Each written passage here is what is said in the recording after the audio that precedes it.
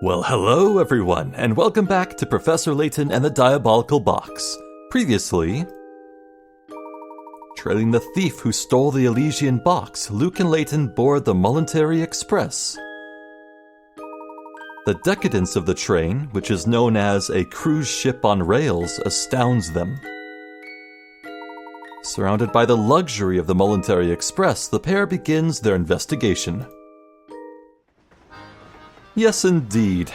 A good friend of Layton's, a highly educated professor, opened the box that kills you for reasons.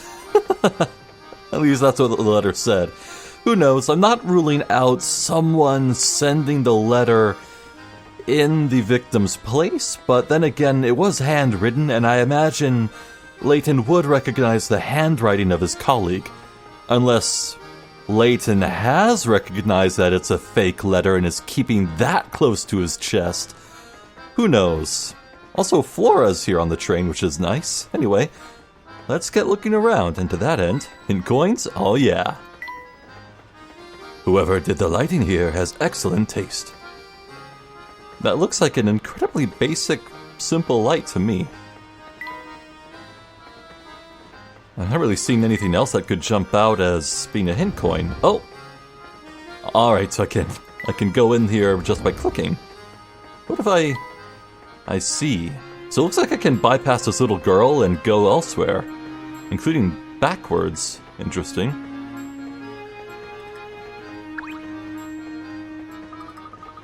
Lily, I hear the rooms in the front of the train are so super fancy that the doorknobs are made of gold.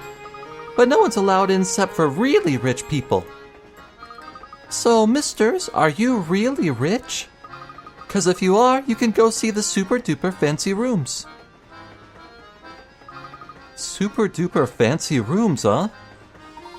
That none but the extremely wealthy can enter. If our young friend is correctly informed, there must be a set of deluxe rooms in the next car. Wow, I'd sure like to see those. But they're utterly fantastic. I am truly shocked this girl did not have a puzzle for us. Yes, I suppose these accommodations will do. I do hope my darling boy will be pleased. Oh my god. 10 out of 10 voice acting. That reminds me, I believe it's Disney time for my sweet baby. I'm awkward as at the dining car. Oh, I love it. Gosh, that lady was just the type I'd expect to see on the Voluntary Express. Talk about rich and fancy. Quite. This train is full of many well-heeled patrons like the woman we just met. We must watch our deeds and words here. A formal setting demands formal manners, wouldn't you say? Absolutely, Professor. We're in car 4. Seems she was behind us, right? I can't tell which way the train is facing. I don't know which way I want to go. Looks like I can enter the middle. Huh. Well, hey. Puzzles and coins. Just look at the craftsmanship on this picture, Luke. I'm almost certain it was hand-blown. Who knew that something as ordinary as a picture could be so fancy? What could be more relaxing than sitting in your suite with a cold beverage and watching the sunset? Ah, and speaking of beverages, or in this case, deadly beverages, have I got a puzzle for you. Come again? Let me at it, Professor. Alright. Pictures and poison. Don't make me sort quartz among 3 cups, please. I have PTSD. Oh. Huh. Okay. 2 men, known here as 1 and 2, are playing a strange game. First, both men put their empty pitchers on the table.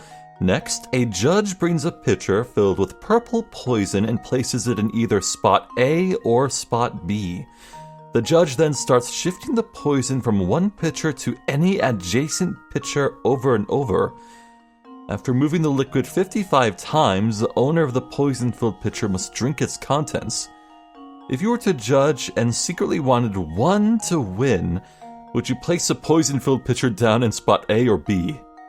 Wow. This is far more convoluted than anything in the first game, but I already see the trick.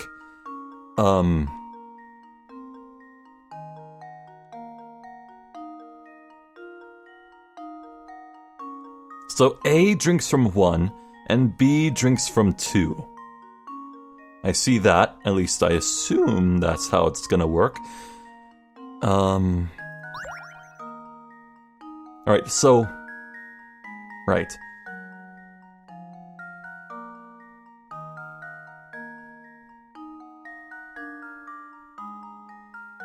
So you want B to drink the poison, because I assume for 1 to win, they would not be the poison drinker.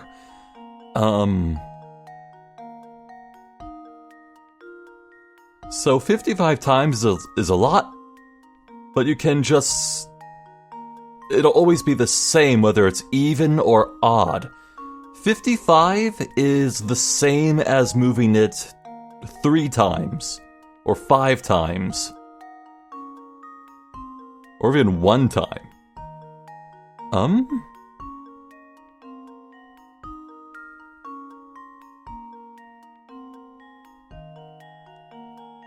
So you would put it down at spot A for 1, but you want them to win. So move once, it becomes B's, and B would have to drink it. Move twice, however, even, and A would have to drink it. 3 odd, B would have to drink it. 4 even, A would have to drink it. 5 odd, B would have to drink it. So 55 is an odd number, so I want to say you would put it down in spot A. You put it down in spot A, moves it 55 times back and forth, it lands on B, B drinks it, and then A wins as we would like. So you put it here. Let's see if this works. What? Well, I am genuinely stunned! What? Normally you might need some encouragement here to try again, but as there are only 2 possible answers to this puzzle, you probably know the solution now. Wait, did I miss something? Does drinking the poison win? Did I misread something? Did I forget something, rather? What?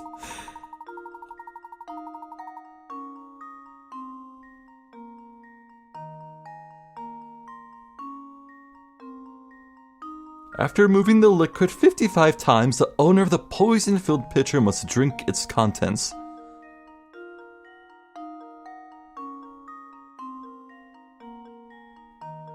Huh?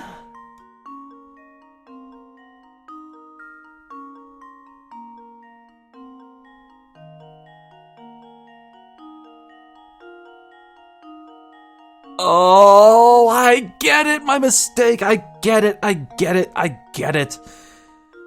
The judge wanted 1 to win.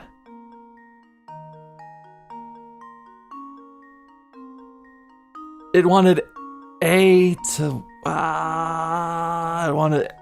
okay. just leave it to me. Piece of cake. 1 is different from A.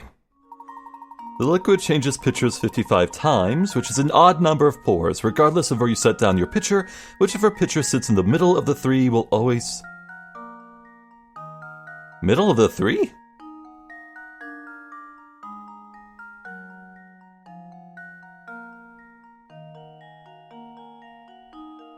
There were 3? Always contain the poison after an odd number of pours. Therefore, in order for 1 to win, the poison-filled pitcher must go to spot B, because doing so will put 2's pitcher in the middle.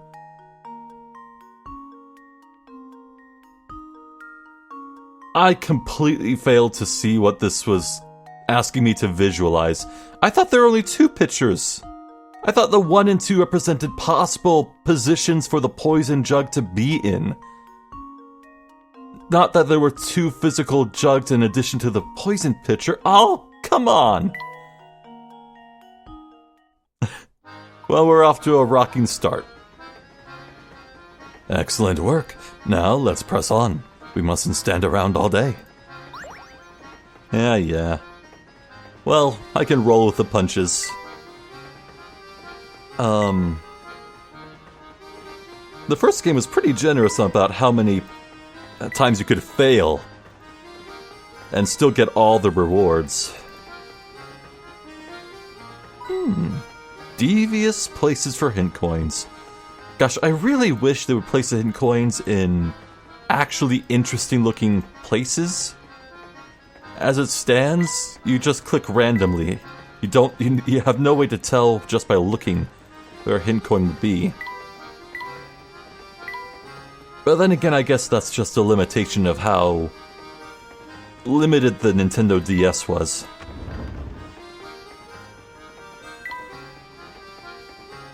I kind of want to go backwards. What is behind us here? I bet the deluxe rooms make our room look like a freight car. Whoa, Sammy. Hold it right there, man.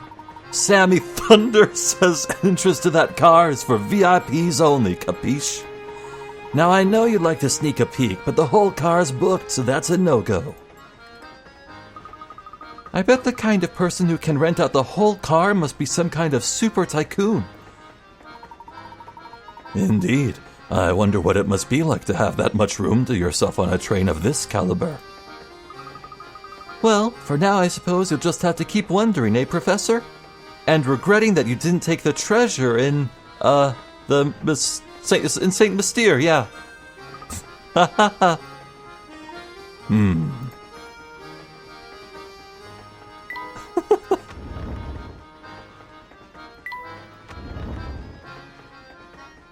Whoa! That's a lot of dudes! Chester. I'm dreadfully sorry, sir, but I'm afraid all the seats in our fine establishment are taken right now. What a pity. Indeed it is, sir. But while you wait for a table, may I interest you in a puzzle? How delightful. Dining couples. 4 couples sit elbow to elbow in a crowded dining car. All diners are sitting next to or across from their partners. The Joneses are sitting by the aisle. So the Joneses are either B and F or C and G. The mustachioed Mr. O'Connor sits beside his wife. So the Joneses must be C and G. And O'Connor is, B. So he pairs with F. Mr. Lambert sits across from his wife, who must be H. Using the information above, can you determine where Mrs. Hadley is sitting? Circle her and submit.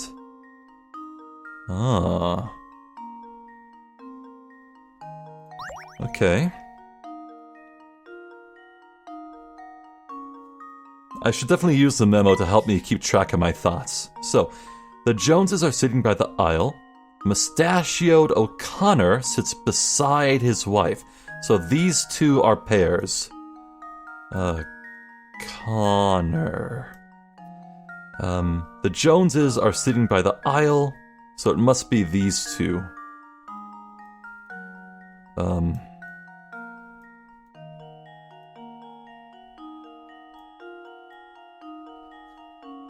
Mr. Lambert sits across from his wife. This is Lambert, so these are the Lamberts.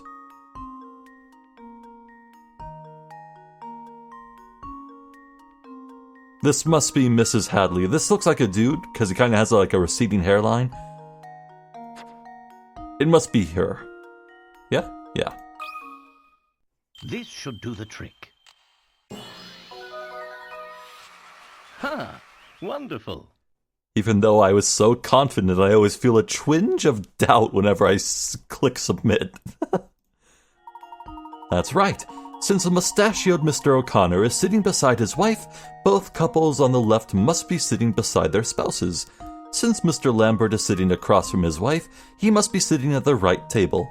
The Joneses are sitting next to the aisle, so they must be C and G. With everyone else identified, you only have the Hadleys to deal with. They are represented by E and F.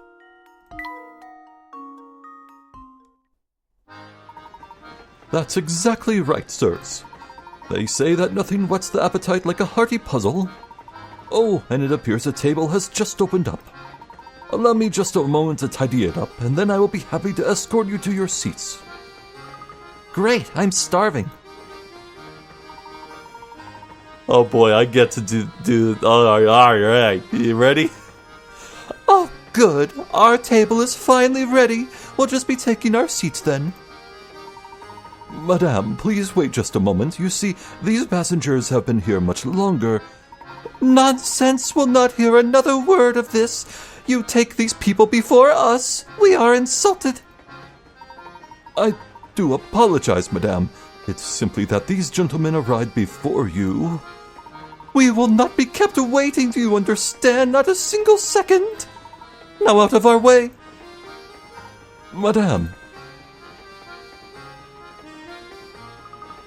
Talk about pushy. Oh, I do apologize, sirs. There's a lovely observation deck on the last car of the train. May I suggest that you spend a few minutes there while we prepare a new table for you? No need for apologies, my good man. Your job is not an easy one. We'll go see the deck and return in a bit. Layton truly handled that with class. Be nice to your waitstaff, people. Story progress, I guess. Good, I can still look around. You! Goodness me, no need to look so put out. Don't you know that ladies always go first? Especially ladies of a certain class like me. I'm not sure if class is the word she meant to use there. She is a lady of ass. I really hope there would be a coin in his soup. I really did. Oh, I guess we're leaving. Wow, just look at all the stuff there is to eat. Yes, it seems that the Voluntary Express is a first-class operation, right down to the kitchen. Macaroon! Oh my, passengers in the kitchen. I'm sorry, but we just can't have that. Wearing those dirty clothes of yours in here could earn me a health code violation, you know. I'll have you know that there's nothing at all dirty about our clothes, sir. Say what you like, Short Stack, but that doesn't change the fact that I'm running the kitchen here. Did you stop to think about what could happen if icky outside germs made it in here because of you? I see your point. Terribly sorry for the intrusion and any worry may have caused you, good sir. Oh, all right. I'm sorry too, sir. Wait, what's that? Flesh Hamster! As opposed to Robo Hamster. I know that silhouette. I know it. Haha. Professor, look here. Looks like our friend the cook has been keeping a pet in the kitchen. And to think, he was lecturing us about germs? Ooh, boy, I guess the cat's out of the bag now. Or the hamster, I should say. Believe me, I know it's not okay to keep a pet in the kitchen. But, well, he's my only friend, see? Furry or not, he's the only rodent I've got to talk to here. My, he certainly is generously proportioned, isn't he? You said he's a hamster, yes? That's right, a hamster, the noblest member of the animal kingdom. I love his smile. See, when I first started working here, I needed someone to keep me company, so I bought him. Thing is, I feed him all the table scraps we take back, which makes it for a diet that's a bit, rich. He's really put on the pounds, and if he doesn't get in shape, it could really be bad for his health. The poor little guy. That's why I wanted to ask something of you, boy. would you mind holding on to my friend for a little while? When he's here with me, I can't help but feed him, but those scraps of pastry and pasta add up. So you're saying you want us to hold on to him and help him shape up? Sounds like a great idea to me. What do you think, Professor? Can we please keep him for a little while? Well, I do believe that helping those in need, rodent or not, is the duty of every true gentleman. We'd be happy to take custody of this hamster for the time being. Oh, thank you so much. Hearing that is a real load off my shoulders.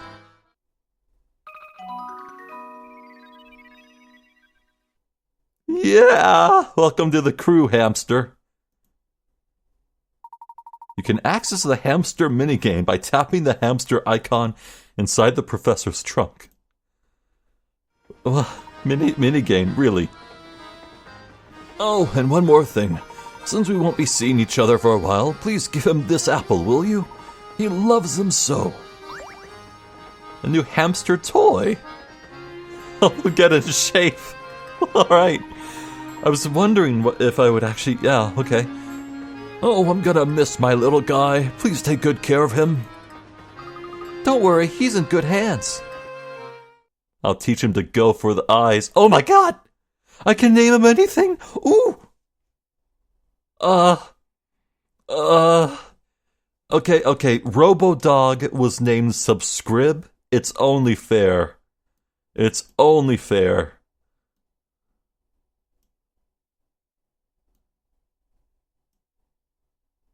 No. Let's try this again. How do I make a K? No. How do I make a K in one line so it recognizes it?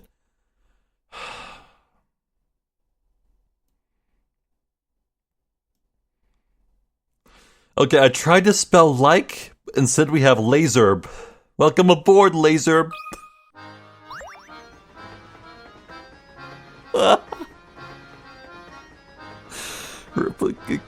Please Lazerb and subscribe. Thank you.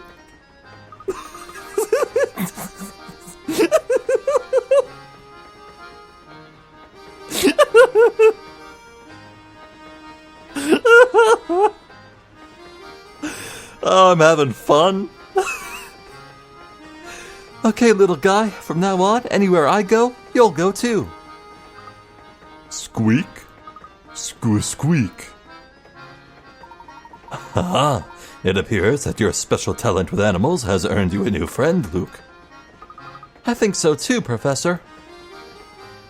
So can he not speak to animals yet? I know he does that in the crossover game.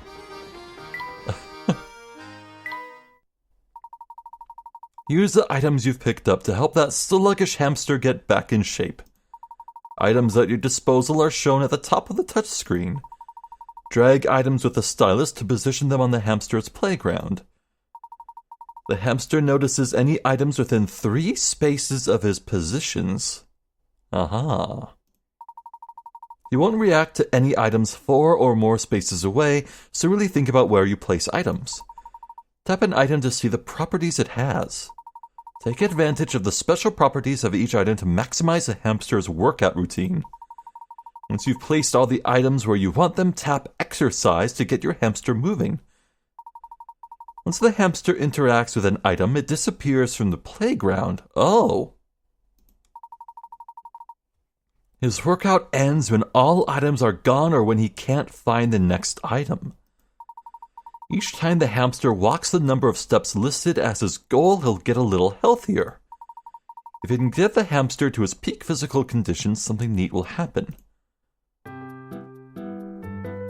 Interesting. Okay, he's rank 5. He's a lump. I like this. So you get one-time use items across the adventure. I want to say it would be best to stockpile a lot of them. But if you always just place one item down at a time 4 tiles away, you'll always walk 3 or 4 to get to it. There must be properties. The apple, favorite snack. When he comes within 3 spaces of it, he walks toward it and ignores all other items around him. Ah.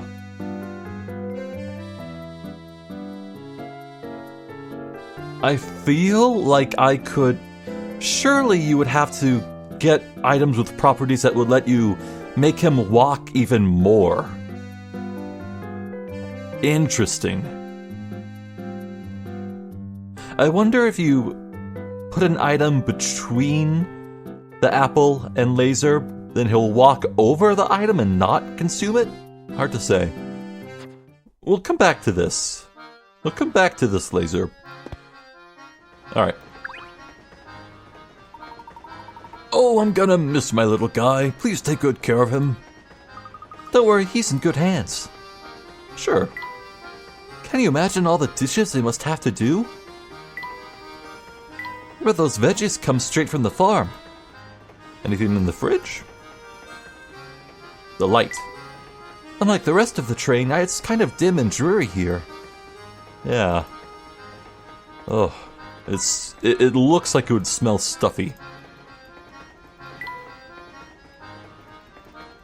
I found 1 hint coin. Maybe when I get Lazerb fully fit, he'll turn into an equivalent to Subscrib and help me sniff out hint coins. Hard to say.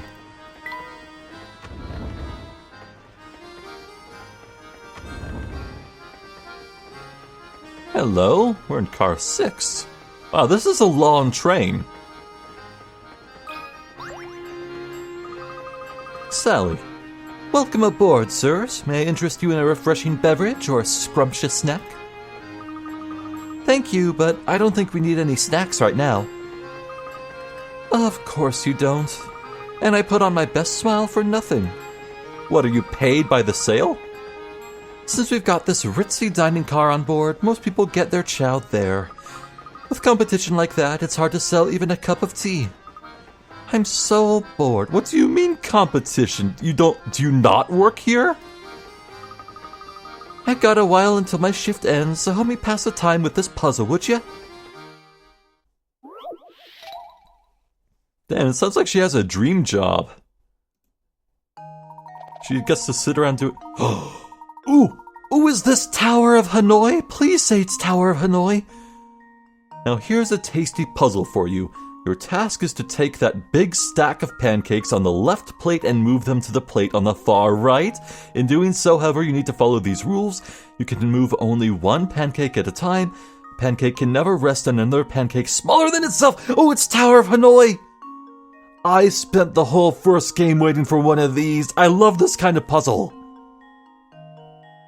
Okay. Honestly, it's only 3. This should be really easy then. Alright.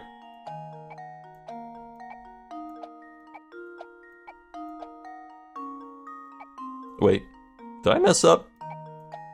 Uh-oh. Okay, that's kind of embarrassing, actually. No, wait, I got it.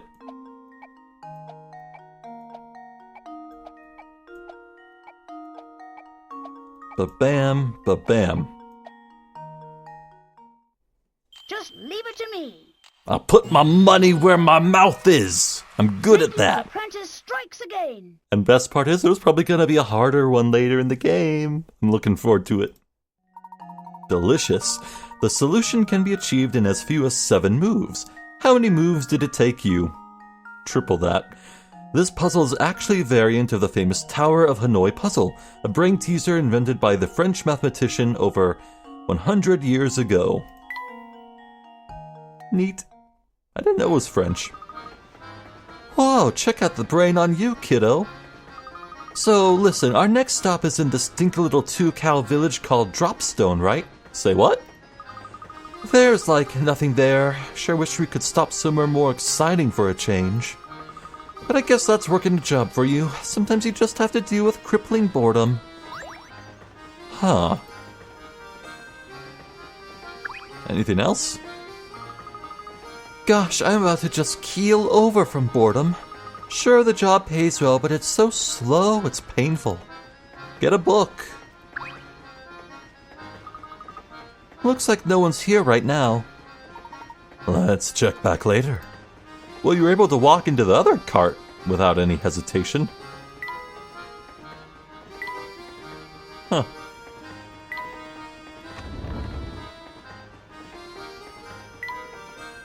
There's a light shining from in there. Blah? Granny Riddleton, is that you? No way. Oh my god. Say, Professor, does that little shack over there seem familiar to you? Indeed. Unless I'm mistaken, this must be the residence of you-know-who. I have a feeling she'll be a big help to us again. No shit. Alright. That's... Huh. I wonder if this is one of those brooms that can fly. I don't doubt it now. Okay. Is this a bucket or a cauldron?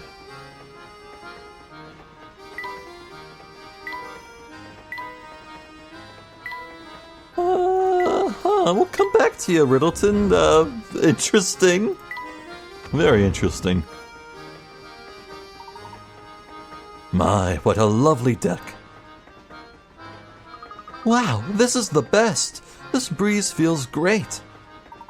Indeed, and the scenery is simply breathtaking. Look, Luke, you can see a lake over there. The sky is so blue. Just look at those trees fly by. Now that's what I call a view. It is quite amazing, Luke. Goodness, all this talk of pristine scenery reminds me of a puzzle I heard once. Why don't you try it? I'd love to, Professor. Ooh. The forest below contains 4 different types of trees. Use your stylus to draw dividers in the forest so that you form 4 different sections.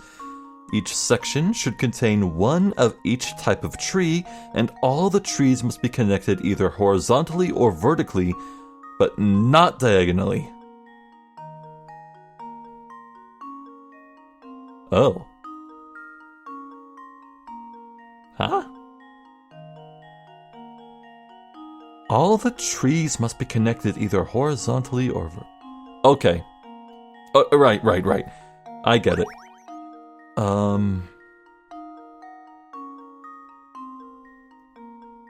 So...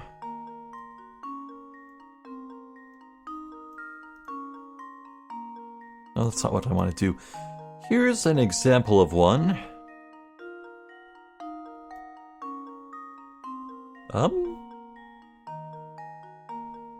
Uh-oh. I may be in trouble. Crap. No, I should do it this way. Let's try this.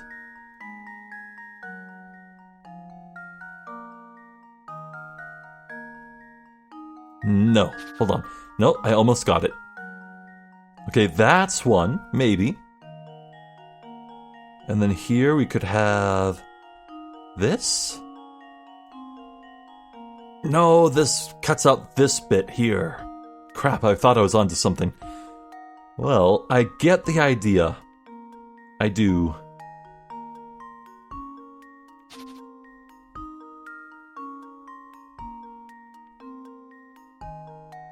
Yeah.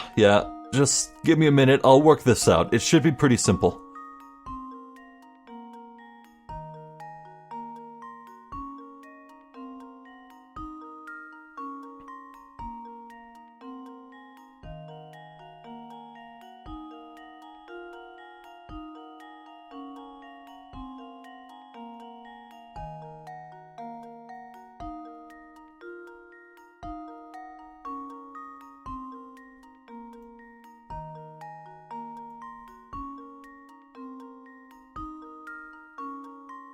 Oh. Wow. Did I just work it out straight away?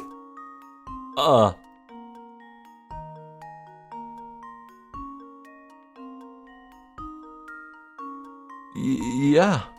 I think I worked it out. I don't think you even need to make any edits in post-processing. I think it's good. Right? I can't believe it. I did it. Right? Are we sure? Are we completely certain? Yes. Let's see if this works. That was almost too easy. Very nice. Now take a moment to admire the gorgeous scenery. That's exactly it. Well done. Well, did you expect any less, Professor? Wow, it feels so nice out here. I almost forgot we're supposed to be searching for the Elysian box. I can't say I blame you, Luke, but that box led to the doctor to his death. Come what may, I will solve this mystery. Of course.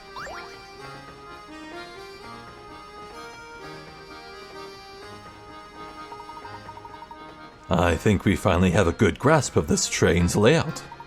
I think it's high time we began a proper investigation. Okay, Professor, let's get to it. The Professor and Luke decide to continue their investigation of the train. Oh, it's a miracle this didn't blow away. Little scrap of paper. Look at that, someone's left the rubbish on the deck here. Can you believe that? Some people have the worst manners. Listen here, Luke. A true gentleman cleans up after himself, and others should the need arise. What do you say we take care of this mess?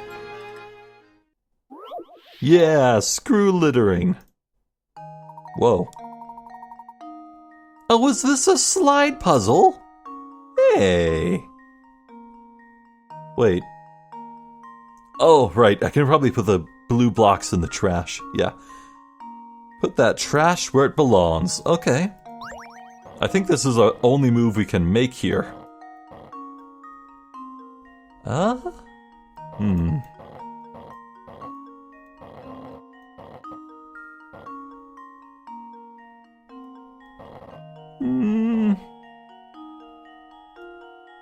need to get it out somehow.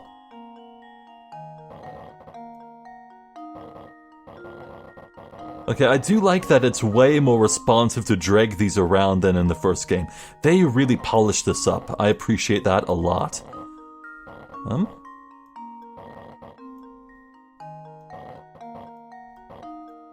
Maybe I'm onto something with this half-block idea. No, I don't think I am. Uh-oh. Wait, unless... Oh-ho! I've done something. Crap. Wait, unless... Oh-ho? Yeah? Wait, hold on, wait, I'm thinking. Brain cells firing? I'm close?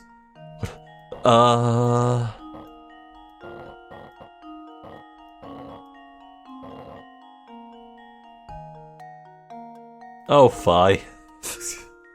I get the idea. One moment.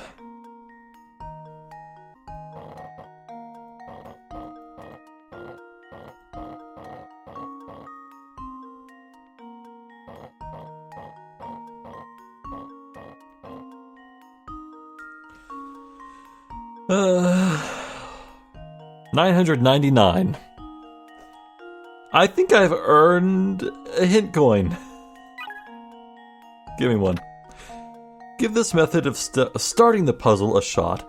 Stack the 4 blue blocks on top of each other, with the first one at the bottom of the trash can. Next, find a way to get one of those 4 blocks into the little indentation in the upper right corner.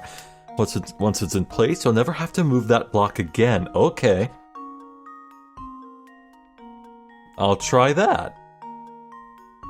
Oh, okay.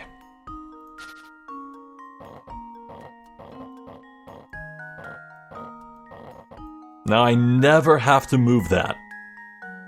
I see. I never have to move that again. I'll take your word for it, game.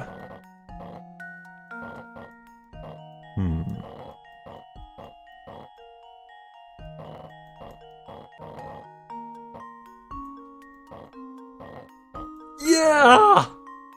Okay, it only took about 1,200, no, 1,300 moves? But I did it. A true gentleman leaves no puzzle unsolved. That was a bit much. Spick and span. If you really know how to work it, you can complete this puzzle in as few as 29 moves. Oh, and don't forget, trash belongs in the trash can, not on the street. 1300. There. Now there's no trash cluttering up that amazing view. Wonderful, isn't it? Keeping a place neat really brightens it up. Yeah. Give me a hint coin. Aha, refund.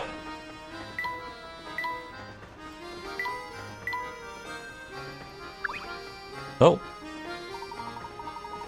My, this observation deck certainly does command an impressive view. Oh. I wish there was a little button I could press for search mode, where I'd be able to just click without having to get dialogue options. Like this. It's really, really annoying when you're hunting for hint coins. What can you do? Who the hell are you? There's nothing like travel by rail to put a spring in your step. Beluga. I couldn't agree more. And there's no better way to do it than on a train as fine as yours, Mr. Beluga. How? Layton, you know him? So you know my name, do you? But of course, this train and its owner have quite a reputation in London. Oh. I've seen your face in the papers more than a few times. Oh, is that so now? I'm sorry, my friend, but I can't say I know you as well as you seem to know me. The name is Hershel Layton. I'm a professor of archaeology by trade, but a train enthusiast on the side. I've heard tales of this train's grandeur, so I decided it was time to experience it firsthand.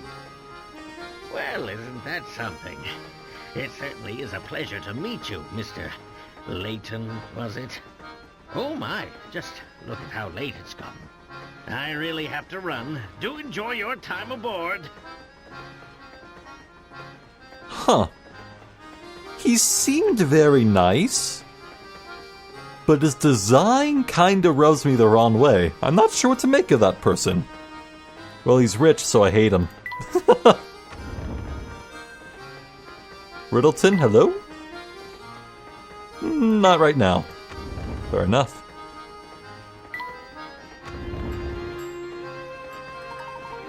Why don't we head back to the dining car now, Luke? I've worked up quite the appetite. The professor and Luke decide to visit the dining car a second time. Alright, these are getting a bit excessive here. Anything new? Nope. Anything in the car? No.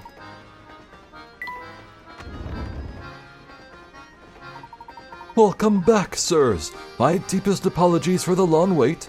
Let me show you to your seats. All right, it's finally time to eat. My sentiments exactly. Wow, look at all those choices. It's enough to make my head spin. Oh, look over there. There's some sort of commotion going on. You call this hot cuisine? I call it slop. You're saying we actually serve this to our customers? I'll remake it right away, sir. Pheh, get that mess out of my sight this instant. But of course, I'm very sorry to have displeased you so. And another thing, look at these vases and that picture. Utterly tacky. Replace them immediately. His true colors. Treat your waitstaff well, please. But sir, that piece is a quintessential work by the world-renowned. I don't care if the Queen of England painted it. Replace it and be quick about it. I completely forget what Beluga sounded like. I'm sorry. Yes, of course, sir. I'll start making the arrangements at once. Hey, it's that same man we saw earlier. I don't think I've ever seen anyone so bossy. And loud. That would be Mr. Beluga, I believe. It's too bad that picture wasn't to his taste. I think it's marvelous. And speaking of pictures, Luke, have I got a puzzle for you? This asshole's abuse of his employees reminds me of a puzzle. Ooh. Fill in colors without any two touching each other, right? The drawing below was made up of curved lines that intersect to create sections. If you want to color in the entire canvas so that no section touches the side of a section with the same color, what's the fewest number of colors you can use? You can use a color as many times as you want as long as it doesn't touch any area with the same color. Yeah, I'm pretty sure it's like 3. Oh, that's nice. Individual boxes for the columns in the numbers. That's good. That's good. So I can't. The memo doesn't have any colors to choose from. Oh, it's nice that it keeps the memo if you go back and forth.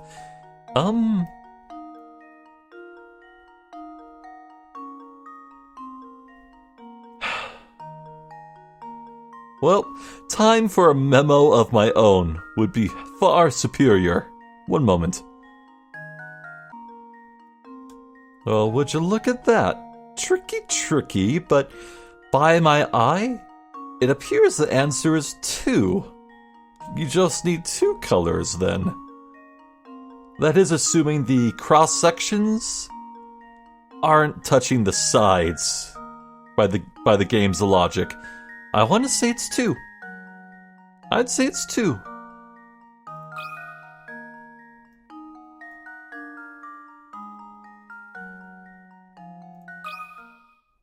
Just leave it to me.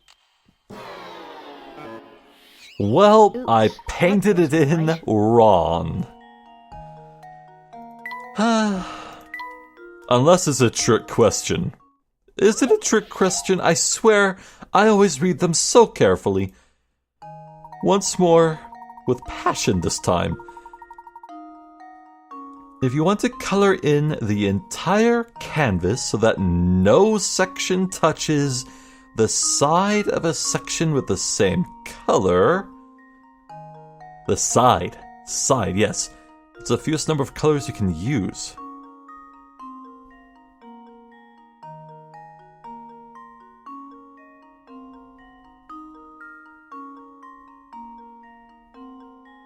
It's either 3 or 4. I think the rules are more strict than I thought.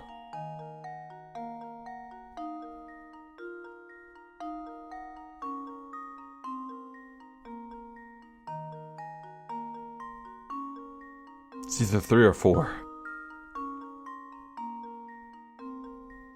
I'm gonna go with 4, and if it's not that, it's 3. Let's see if this works. Confound it! I nearly went with 3 instead of I'm 4. stumped. I'm fine with losing these picarets. It's only worth 15 after all.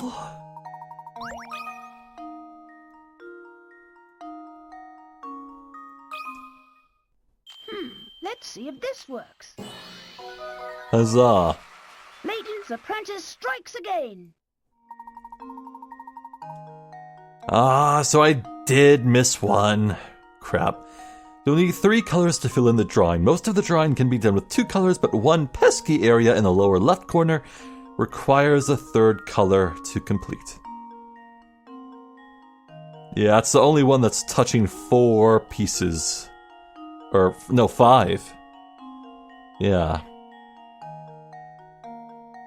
Oh well. You win some, you lose some. Expertly solved, Luke. After a puzzle like that and a lovely meal, I could use a break. Let's head back to our room. Hello there. Sorry to interrupt your game, but there's something important you should know.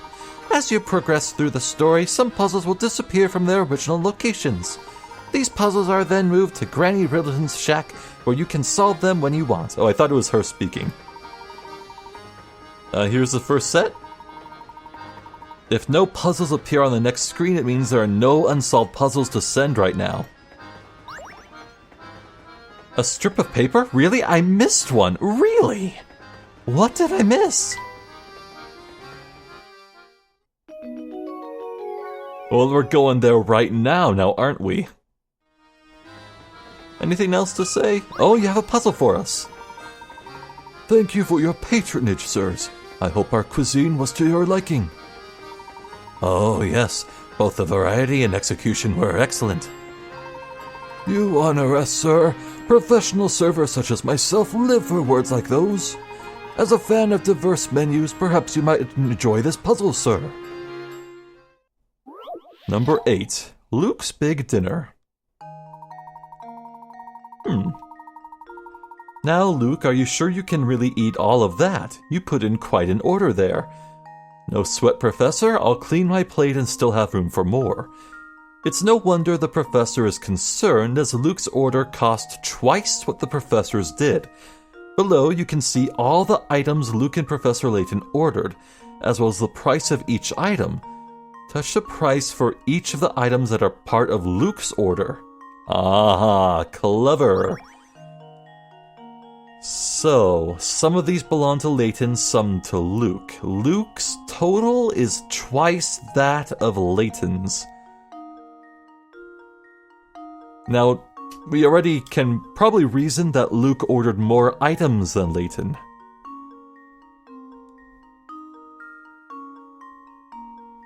You know what? I'm gonna hedge my bets and say that Layton ordered the tea and Luke ordered the sweets. So, you never know if they're touching. It could be like cleanly divided or something. Or the 25 down here might be part of Layton's order too. This needs a lot of math. Thankfully, I have a calculator handy on my phone. Haha, joke's on you, game. Joke's on you, elementary school teachers who said you'll never carry around a calculator all the time when you grow up. You need to learn to do the math. Ha! Ha ha! Who's laughing now? I'm good at children's video games now. Ha ha ha!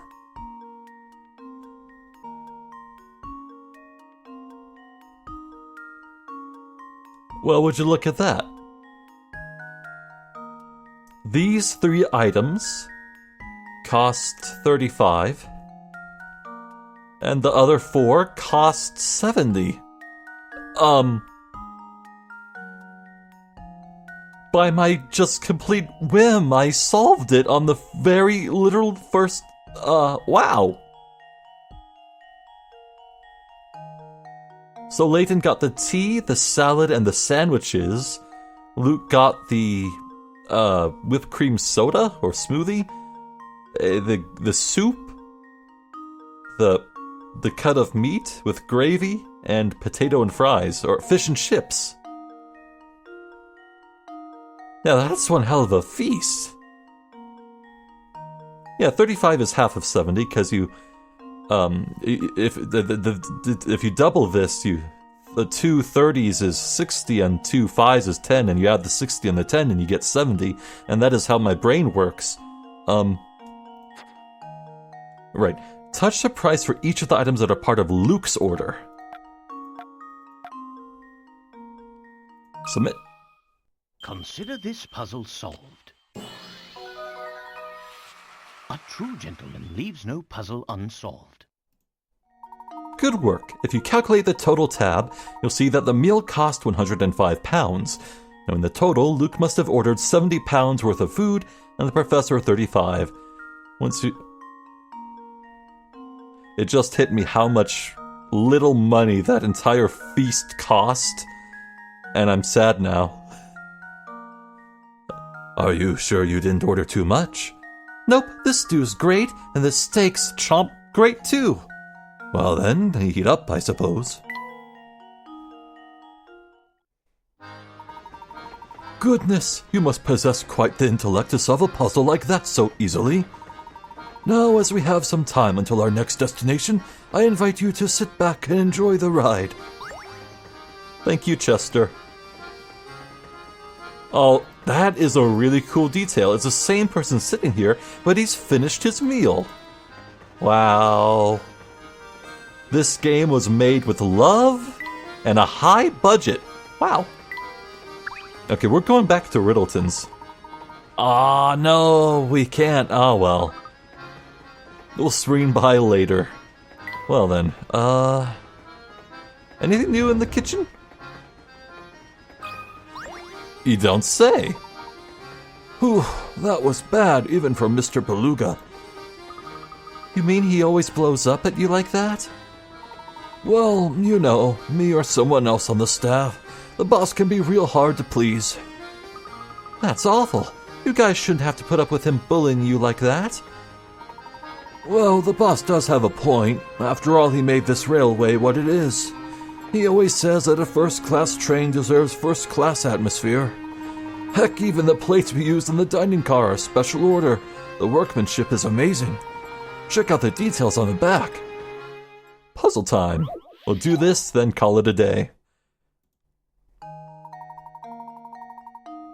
The plate in front of you bears a mark made up of two nesting equilateral triangles. No, not the triangles. Oh, God. Can you puzzle out how many times bigger the larger triangle is when compared to the smaller one? Right, you rotate it. I thought it's... Okay, I'm gonna draw scientific-y math stuff. The circle. That would be 2 times. Twice as large. If it... No, wait, it fits in there, so... It is that large. Right? No. And the circle fits so neatly if you double... Okay, it's either double 2 times big or 3. Okay, eyeballing it, my gut says 3. 3.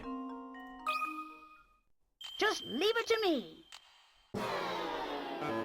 Okay. Looks like I botched that one. Focus your attention on the smaller of the 2 triangles.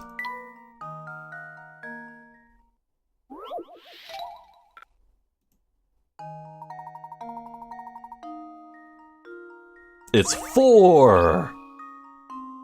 I don't think it's 2. Just eyeballing it, I think it's 4. Please? Here goes. Yeah! That was almost too easy. Me brain am the smart. That's right.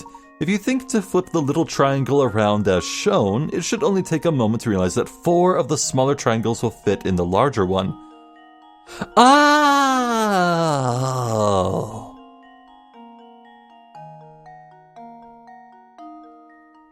Me am stupid.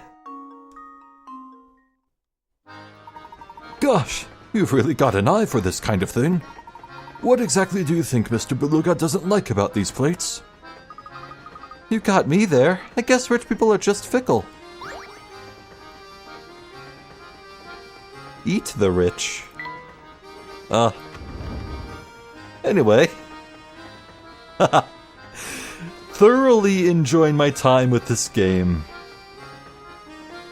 Now, what was the destination we were going to? Cowstone? Cobblestone? Poundstone. Something stone.